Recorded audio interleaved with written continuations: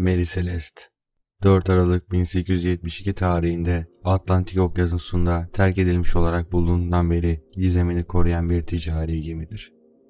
Gemi bulunduğunda bir filikası kayıptı ve gemi iyi durumdaydı.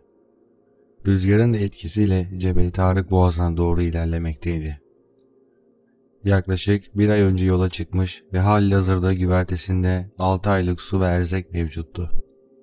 Kargosuna dokunulmamıştı, yolcu ve tayfalarında şahsi eşyaları yerinde duruyordu. Gemi mürettebatı bir daha hiç bulunamadı ve hiçbir haber alınamadı. Bu terk edilmiş ve başıboş gemi denizcilik tarihinin en gizemli hikayelerinden biri olarak hala çözümlenememiş sebeplerle teorilere sahiptir.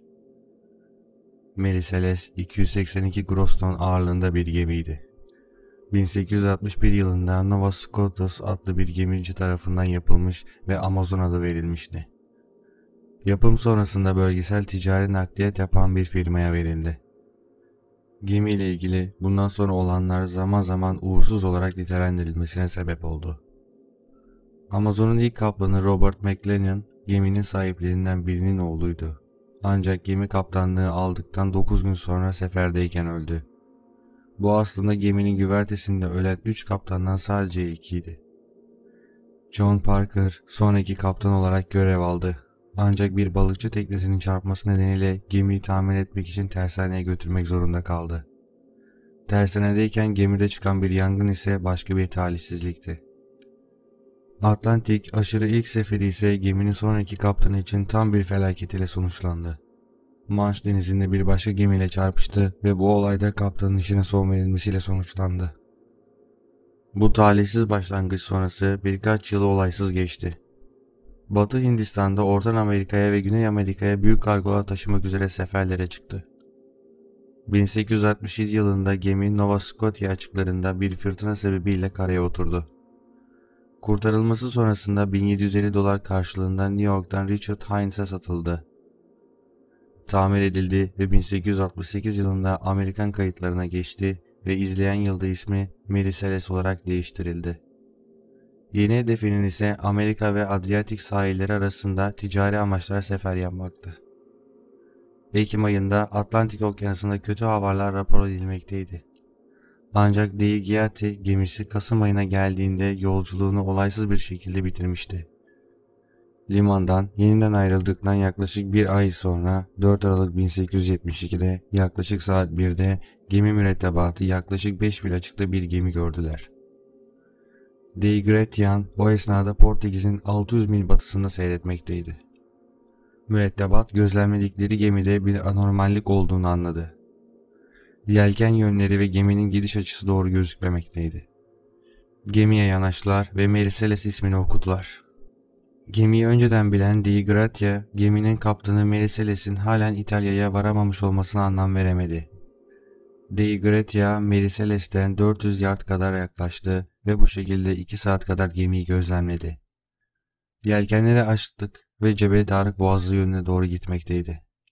Dei Gratia, personelinin gözlemlerine göre güvertede hiçbir kimse yoktu ve geminin herhangi bir harabiyete uğramış görüntüsü de yoktu.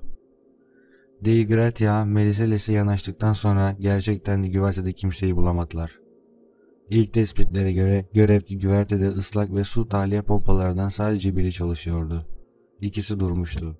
Gemide yaklaşık 1,1 metre yüksekliğine ulaşan su bulunmasına karşın batmamıştı ve herhangi bir batma belirtisi de bulunmamaktaydı. Kaptan günlüğü dışında seyir defteri dahil olmak üzere gemiyle ilgili tüm evraklar kayıptı. Geminin saati çalışmıyordu ve pusula, sextant, kronometre de kayıptı. Ana güvertede üzerinde olması gereken filikalar da yerinde değildi. Geminin arka tarafında yer alan bir palamar ise bir ucu gemiye bağlı olduğu halde arka taraftan denize doğru ucu boş bir şekilde sarkmaktaydı.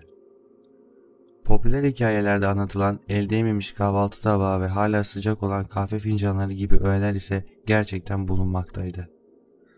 Bunlar muhtemelen Sir Arthur Conan Doyle ve benzer yazarların kurgularından ibaretti. Gerçekte bir kabin kısmında herhangi bir yemek hazırladığı ya da yiyecek ya da içecek herhangi bir şey gözükmüyordu. Mary Celeste'in kargosu 1701 varil alkoldü. 6 aylık sağlıklı erzak da güvertede duruyordu. Mürettebatın eşyaları da yerli yerindeydi ve bu konuda bir korsan baskını ihtimalini azaltıyordu. Görünen manzaraya göre tüm personel ve yolcular acele içinde gemiyi terk etmişti. Bir mücadele ya da çatışma izni olduğuna dair herhangi bir bulgu yoktu. Bu gemide ne yaşanmış olabilirdi?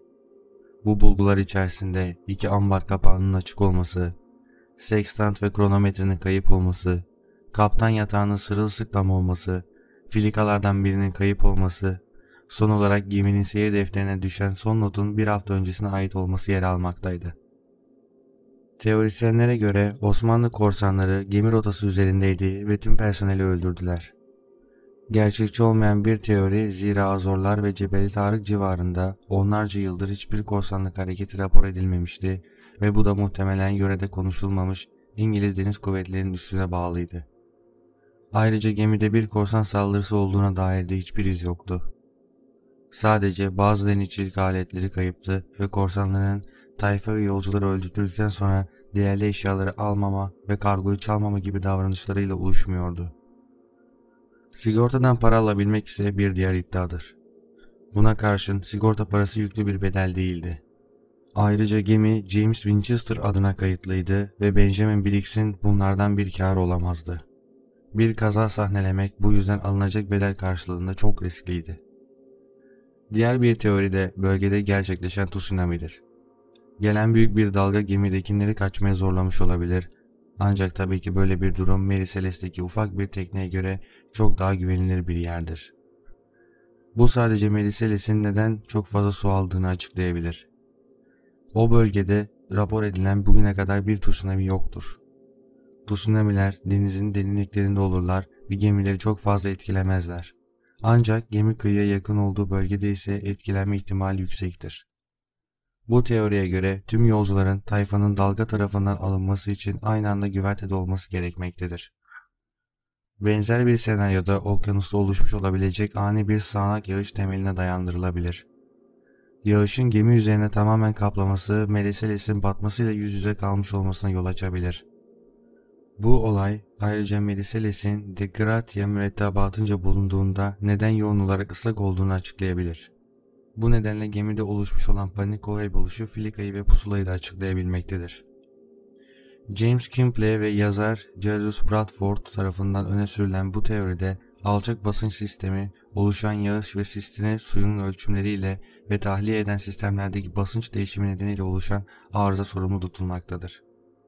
İçlerinde en mantıklı görünen teori ise kaptan geminin güvenli bir şekilde İtalya'ya varamayacağına inanmamasıydı.